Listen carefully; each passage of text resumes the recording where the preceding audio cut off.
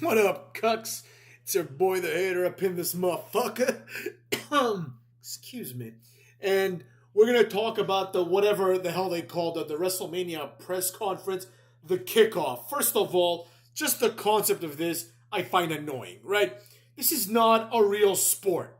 So these press conferences that are supposed to hype up the event make no sense in wrestling, because in wrestling there's supposed to be a blood feud that's going on, and thus there's no need for a formal press conference.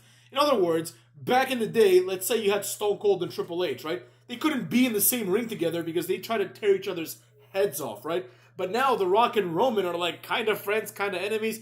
Cody Rhodes and them are all like, kind of like, hospitable to each other. They have decorum. They come out in suits.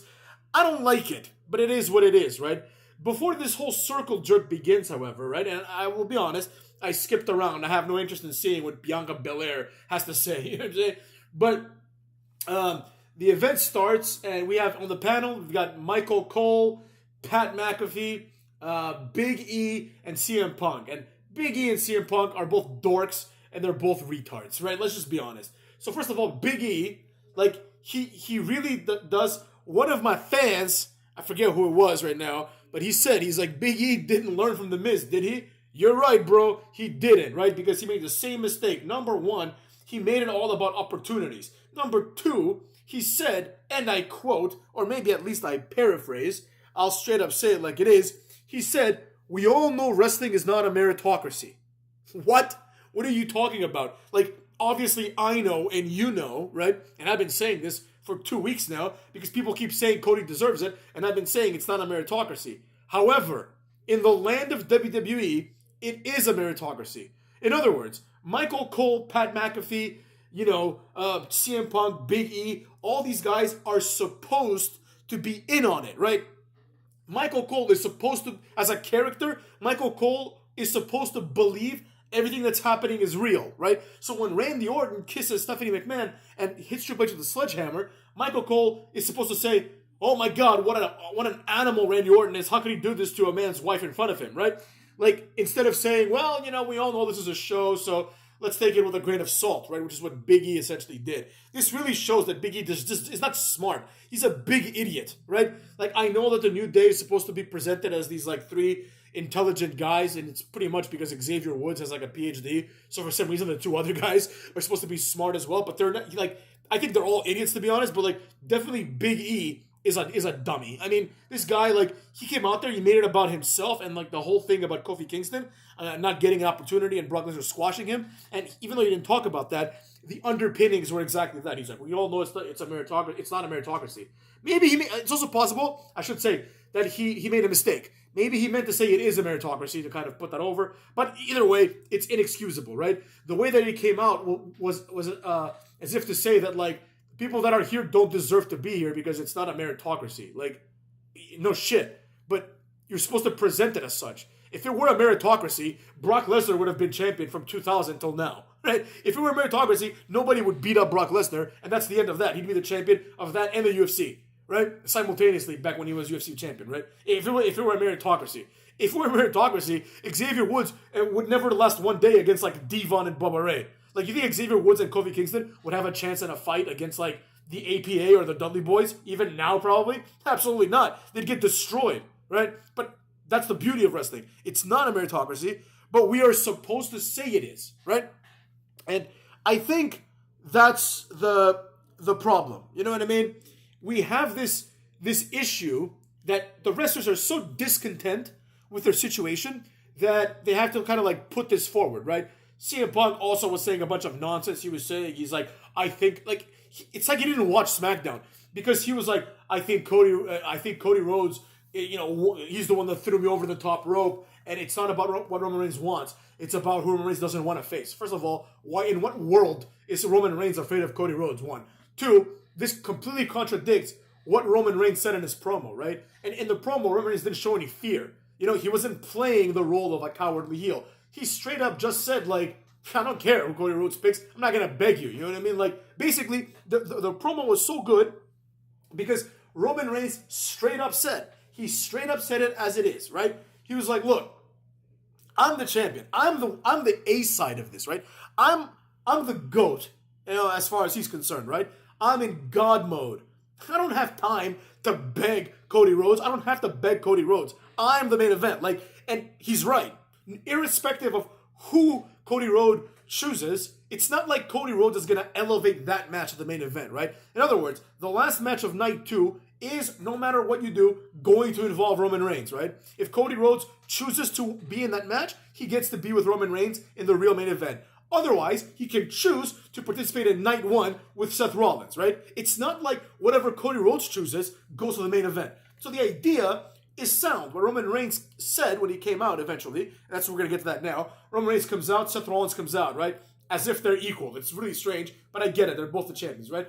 And Roman Reigns basically takes the mic and he says, I choose The Rock, right? In other words, let's be real. Just like Paul Heyman said backstage. The real question here is, which person is Roman Reigns going to wrestle? That's the question, right? It shouldn't be like that, but it is. Because Roman Reigns is so far ahead of Cody Rhodes that's what you're going to ask, right? So, and that's why this is all a cucking, right? That's why people are mad. The Cody crybabies, as The Rock calls them, and as the internet calls them, right? That's why they're mad, because if this happened back in the day when Undertaker won the Royal Rumble, right? He chose Edge, right? But Undertaker, and as the Royal Rumble winner and as Undertaker, was able to elevate Edge with the SmackDown title to the main event, right? SmackDown title hadn't been the main event in years. You understand what I'm saying?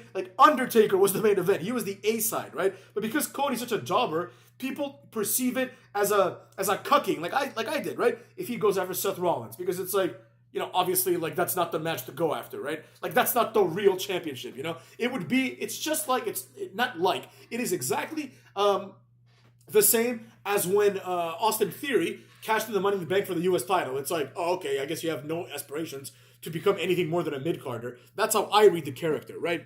Then The Rock came out, and The Rock did his thing, right? They can't let The Rock talk as much as he wants, because if The Rock did that, it would be a wrap. He could bury Cody Rhodes in 3 sentences, and that'd be the end of that. But The Rock comes out, and he pulls out a picture of the bloodline, right? Like a family tree of the bloodline, and he says that at the top are Roman's grandfather and The Rock's dad, the High Chief, right? Peter Maivia. And The Rock explains the whole story about how they're blood brothers, and now they're going to have a match, and they shake hands, right? To determine who's going to be the head of the table, right? Then Cody Rhodes comes out, and all of a sudden, despite the fact that he said he's going to go after Rollins, this little shit has changed his mind, right? So he changed his mind, long story short, he says, I'm going to go after Roman Reigns, right? A complete waste of everyone's time. Why did Cody Rhodes bring, these are the things that people need to think about. Why did Cody Rhodes bring out The Rock to confront Roman Reigns if he was going to pull the rug from under The Rock, right? Then Roman Reigns pretty much says you're mediocre like your dad, which once again is facts, right? And Cody Rhodes gets all offended, as if it's there's nothing to be offended about. Your dad was mediocre. I mean, let's be real. Roman Reigns is a better wrestler than Dusty Rhodes. The Rock is 100 times better wrestler than Dusty Rhodes, and both are 100 times better than Cody Rhodes. So it is what it is, right? But Cody Rhodes takes this offensively, as he should, of course, right? And basically he says look, Jey Uso left your side. Who cares? You know what I'm saying? You think Roman Reigns gives a damn? And he's they're all pawns. Okay, great. So what? We all know this. It's not new, right? This was established last year. But anyways, it is what it is. The point is, then The Rock says, whoa. You know what I mean? You talk about his family. You talk about my family. You talk about his blood. You talk about my blood. And The Rock slaps Cody Rhodes in the face, right? At this point, Cody Rhodes pretends he's gonna go and be a tough guy, and Triple H is holding him back, but he really isn't. It's not they could have done this much better. They could have been in where Triple H just tackles Cody Rhodes on the ground and holds him, and Adam Pearce comes and holds him too, right? So where Cody's livid, but he wasn't livid. He was just slightly upset, which is consistent with Cody's cuck character, right? To make matters worse, that moron CM Punk says, I don't like what Cody Rhodes did. If it were me, I'd punch The Rock in the face, right? Which, okay, it's a good thing to say, right? Because CM Punk is trying to put himself over, because that's the kind of opportunist he is. But number one, it's ridiculous. The Rock would beat the hell out of CM Punk in 2 seconds. The Rock would beat the hell out of Cody in 2 seconds. It's not even close, right? Even though The Rock's 50. Doesn't matter, though. CM Punk, when doing this, he pretty much buried Cody even further, right? Basically called him a pussy. He's The Rock just slapped you in the face, and you just took it, right? So now the question becomes, where do we go from here? In my opinion, the only thing we can do is put the finger on the pulse and try to measure where this is going, right? Because as I'm going to say in my other video, which is going to be far more important than this one, we were robbed. The fans that actually have something to look forward to were robbed in order to give the neckbeards the same thing that we gave them last year, right? And when I say we, I mean the WWE. I'm not giving him shit, you know what I'm saying? But nevertheless, the point stands, right? This press conference was a complete disaster from beginning to end, but I'm not upset or anything like that. Like, obviously, I think anyone with a brain cell is going to prefer The Rock versus Roman Reigns, but like that's a match where I would actually like be on I would be on the edge of my seat. I would put my palms downwards on the cushions and be like, oh my God, what's going to happen next? With the Cody Rhodes Roman Reigns one, I'm going to lean back, put my recliner sofa to use, and maybe smoke my hookah or something, right? And watch it passively and not give a damn. Once I'm done, I'll come and do a review. You know what I mean? I don't care at all. But I am going to be entertained by it, right? Like, I actually enjoyed the first match that Cody and Roman had at the last WrestleMania. I thought it was very, very well executed. Primarily because Roman Reigns won, but the match itself was pretty good too. You know, like it was a long match. They put in some work. You know, it was a good card, or not, it wasn't a good card. It was a good match, right? Like I thought the Usos match with a you know, what's it called? Kevin Owens and Sami Zayn was mid, but like it is what it is. The point is, it's not like there's zero draw to this, right? But Drew McIntyre versus Seth Rollins as a WrestleMania main event, that is not a WrestleMania main event. That is a mid-card match on like a Survivor Series, right? Like that's the match you have before the War Games. That's a match you have at the Rumble before the Rumble. That's a match you have, if it's a singles match, before the Elimination Chamber. In other words, before anything of value, you can plug in a mid-card jobber feud of Drew McIntyre and Seth Rollins, right? And who cares? The only saving grace there is if Damian Priest cashes in. But that's kind of lame. Let's say that's like one of the last matches. It's not going to be the last match. It's going to be like probably night one, like maybe the co-main event, because I think one of the main events is going to be like Rhea Ripley. You know, she's been champion for a year, so it is what it is. But I thought this was a waste of time. I thought it was dumb. But I will say, I will give credit where it's due. This did make me watch it, right? And ironically, you know, I don't know if you guys do it like I do it, but when you watch WWE on Peacock, if you don't start it right away, you can start it and you can rewind a certain amount. So like I rewinded it and I fast forwarded. I was in an Uber because I was coming home from a pretty long day.